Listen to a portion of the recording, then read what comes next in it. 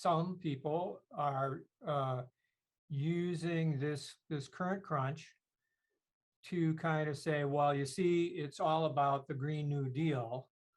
All of these problems are coming from this transition to renewable energy, but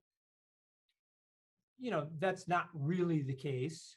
I mean, it's a component, but like we're faced with a kind of a multifaceted crunch. COVID obviously being the major wild card here that course. that nobody foresaw.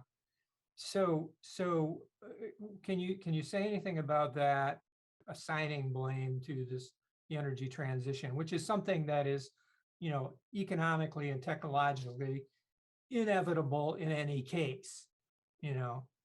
Yeah. I would say that there's been energy, oil and gas price spikes long before climate change was even a discussion.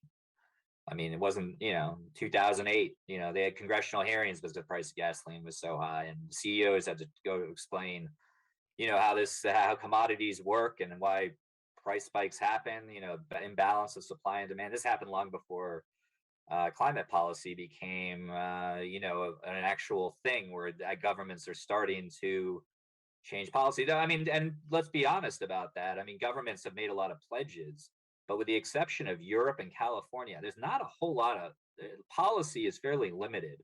So for the most part, around the world, consumers are free to really use whatever form of energy is cheapest, and that often does work out to be fossil fuels. So we haven't really even seen climate policy enacted yet.